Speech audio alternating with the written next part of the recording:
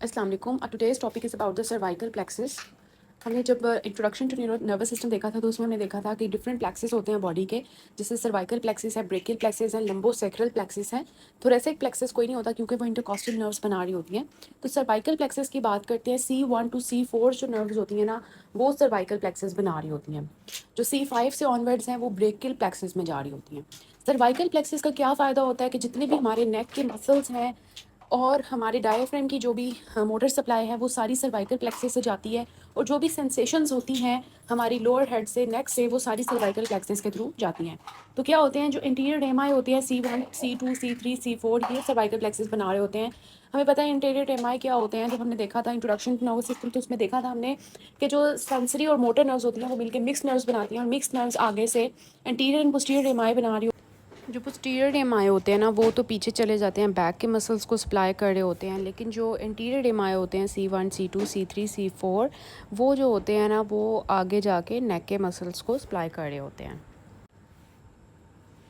अब इसकी लोकेशन कहाँ होती है, स्टर्नोक्लीडोमास्टोइड का डीप होता है, और लिवेटर स्कैपुली और स्क्लेनिस मीडियस का ये ऊपर पड़ा होता है सर्वाइकल प्लेक्सिस, और इसको प्री वर्टिब्रल फेशिया ने कवर किया होता है। इसके दो मेन पार्ट्स होते हैं, एक से इसका सेंसरी ब्रांचेस होती हैं और एक इसकी मोटर ब्रांचेस होती हैं। जो सेंसरी ब्रांचेस होती हैं ना वो स्टर्नोक्लीडोमास्टोइड के पीछे पड़ी होती है ना, वहाँ पे एक पॉइंट होता है स्टर्नोक्लीडोमास्टोइड के पोस्टीरियर बॉर्डर पे, मिड पॉइंट पे एक पॉइंट होता है जिसको हम नर्व पॉइंट ऑफ नेक भी कहते हैं, एब्स पॉइंट भी कहते हैं। यहाँ पर ये सारी सेंसरी नर्व्स जो हैं आगे इमर्ज होती हैं।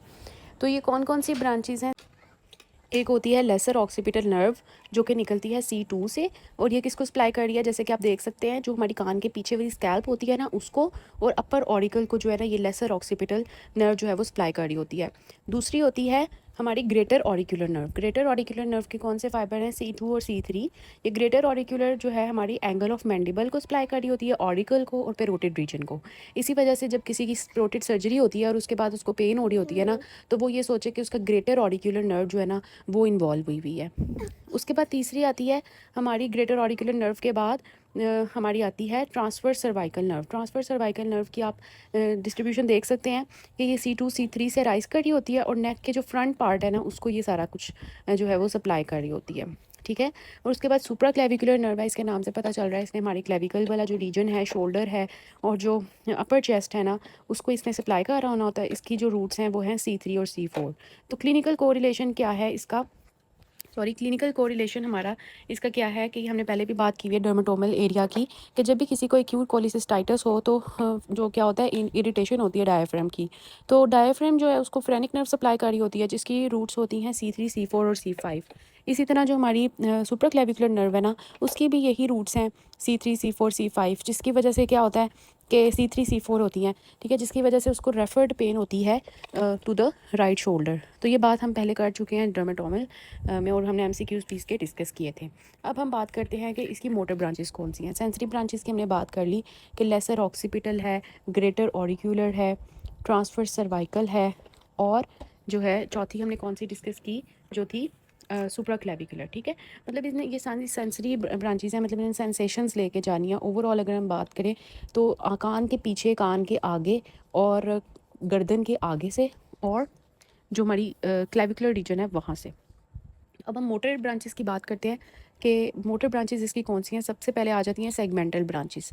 सेगमेंटल ब्रांचेस ने किनको सप्लाई करना होता है, इन्होंने हमारे जितने भी प्री वर्टिब्रल मसल्स हैं ना, जिसमें आ जाता है लॉन्गस कैपिटस, लॉन्गस कोलाई और लिवेटर स्कैपुली, उनको सप्लाई करना होता है।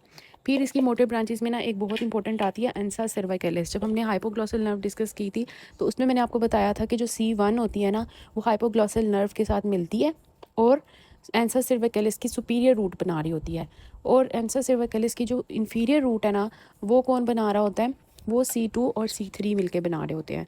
तो इस तरह से क्या होता है, एंसा सर्वाइकलिस एक लूप सी बन जाती है जिसकी सुपीरियर रूट है और इन्फीरियर रूट है। ये लूप मिलके ना तीन मसल्स को सप्लाई कर रही होती हैं। ये आपने याद रखना है MCQs के लिए। ओमोहायोइड है, ठीक है, ओमोहायोइड। इसके अलावा है स्टर्नोहायोइड और स्टर्नोथायरॉइड, मतलब स्टर्नम के साथ हायोइड का कनेक्शन और स्टर्नम के साथ थायरॉइड का कनेक्शन। तो ये तीन मसल्स हैं जिनको एंसा सर्विकलिस सप्लाई कर रही होती है। कौन सी मसल्स हैं जिनको ये पूरी एंसा सर्विकलिस नहीं सप्लाई कर रही होती, वो हैं हमारे थायरोहायोइड और जीनोहायोइड। मतलब जिसमें स्टर्नम नहीं आएगी ना वो वाले मसल्स, थायरोहायोइड और जीनोहायोइड। ये जो है ना, इनको डायरेक्टली फाइबर्स मिलते हैं C1 एंड हाइपोग्लॉसल नर्व से, ठीक है। इनको एंसा सर्विकैलिस जो है वो सप्लाई नहीं कर रही होती। तो ये बातें इंपॉर्टेंट हैं। अब उसके बाद तीसरा जो इसका पार्ट आता है ना, जो इसकी इंपॉर्टेंट ब्रांच है हमारी एंसा सर्विकैलिस की, वो है फ्रेनिक नर्व। तो फ्रेनिक नर्व की ओरिजिन हम पहले भी बात कर चुके हैं, C3, C4 और C5 होती है। मतलब सर्वाइकल प्लेक्सिस के C3 और C4 ने ना एंसा सर्विकैलिस के जो है उसने फ्रेनिक नर्व की फॉर्मेशन करनी होती है। तो ये जो फ्रेनिक नर्व होती है, ये जो है ना हमारे स्क्लेनिस इंटीरियर के इंटीरियर सरफेस पे होती है और फिर थोरेक्स में एंटर हो जाती है। तो अब ये सब क्लेवियन आर्टरी के ना आगे से गुजर रही होती है। तो ये डायफ्राम को सप्लाई कर रही है फ्रेनिक नर्व, ठीक है। तो हमारी इसके अलावा डायफ्राम की जितनी भी मूवमेंट्स हैं ना, वो फ्रेनिक नर्व ने कंट्रोल करनी होनी है। और इसके अलावा सेंसरी सप्लाई क्या होती है फ्रेनिक नर्व की, कि फ्रेनिक नर्व ने अगर फॉर एग्जांपल किसी भी डायफ्राम की कोई भी इरिटेशन है, कोई पेन है, तो फ्रेनिक नर्व ने हमारी पेरिकार्डियम से, हमारी मेडिस्टाइनल प्लूरा से, सेंट्रल डायफ्रैग्मेटिक प्लूरा से और पेरिटोनियम से जितनी भी सेंसेस है ना वो लेके जानी होती हैं। तो इसकी मोटर सप्लाई भी हमने देख ली, सेंसरी सप्लाई भी देख ली। अब ये क्लिनिकली बहुत इंपॉर्टेंट है कि अगर किसी भी इन स्ट्रक्चर्स की इरिटेशन हो, पेरिकार्डियम की, प्लूरा की, पेरिटोनियम की, डायफ्रैग्मेटिक प्लूरा की, तो ये सारी जो है ना यहाँ पे जितने भी मसले होंगे, सेंसेस होंगी, वो फ्रेनिक नर्व सी सेगमेंट से जा रही होगी। अब फ्रेनिक नर्व की इंजरी कैसे हो सकती है? नेक ट्रॉमा हो सकता है, पेनिट्रेटिंग इंजरीज हो सकती हैं, या सर्जिकल डैमेज हो सकता है। होगा क्या अगर फ्रेनिक नर्व इंजर हो जाती है, तो अगर एक साइड की हुई है तो एक हाफ जो है ना डायफ्राम का वो पैरालाइज हो जाएगा, जिसकी वजह से ना वो ऊपर की तरफ मूव कर जाएगा। जब वो ऊपर की तरफ मूव करेगा तो हेमी डायफ्राम भी एलिवेटेड हो जाएगा। अब उसकी वजह से क्या होगा, ऊपर लंग पे फोर्स आएगी, लंग की जो एक्सपेंशन है वो रिड्यूस हो जाएगी और लोअर लोब को लैप्स हो जाएगा। फिर होती है कि accessory phrenic nerve. Accessory phrenic nerve की अगर हम बात करें तो ये 1/3 ऑफ पीपल में ना एक्सेसरी फ्रेनिक नर्व प्रेजेंट होती है, जिसमें वो वाया नर्व टू सब क्लेवियस जो है ना वो मिल रही होती है। ये फ्रेनिक नर्व के साथ भी ज्वाइन कर सकती है, ठीक है। तो ये सारी चीज़ें थी सर्वाइकल प्लेक्सिस के बारे में। ये सर्वाइकल प्लेक्सिस को हम नेक प्लेक्सिस भी कहते हैं। इसके काम क्या होते हैं, ये किस तरह से बनता है, इसकी फॉर्मेशन कैसे होती है, ये हमने डिस्कस किया, ठीक है।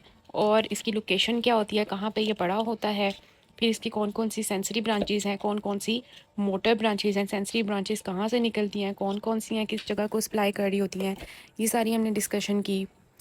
और उसके बाद हमने डिस्कस किया मोटर ब्रांचेस, सेगमेंटल ब्रांचेस हैं जिसमें प्रीवर्टिब्रल मसल्स को सप्लाई कर रही है, एंसा सर्विकैलिस है जिसमें एक सुपीरियर रूट है और इन्फीरियर रूट है।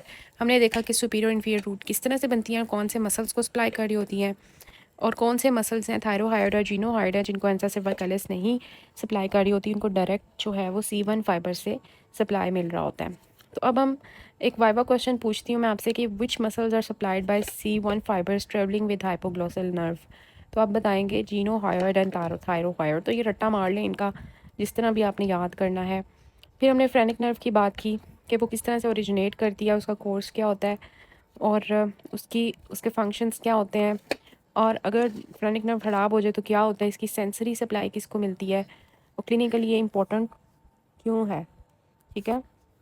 रेफर्ड पेन की हमने बात की, और अगर इसकी इंजरी हो जाए तो फिर किस तरह से इंजरी हो सकती है और क्या होगा, ठीक है। एक्सेसरी साइलेंट नर्व की हमने फ्रेनिक नर्व की बात की कि ये C5 से निकलती है via the nerve to subclavius. तो ये सारा हमारा टॉपिक था related to cervical plexus. I hope आपको समझ आया होगा। अब यहाँ पे ना स्नेल्स एनाटमी से भी जो है इसको आप रीड कर ले। मैंने आपको सारे PDFs ये शेयर कर देती हूँ, आप ड्राइव में जाके देखें, ठीक है। आपको टेबल भी मिल जाएगा और ये सारी चीज़ें जो हमने डिस्कस की हैं सारी यहाँ पे लिखी हुई हैं। तो आप जो है इसको देखें। अब मैं आपको इसके MCQ शेयर करूँगी ग्रुप में, तो आप उनको सॉल्व करें और देखिए आपको कितनी अच्छी समझ आई है सर्वाइकल प्लेक्सिस की।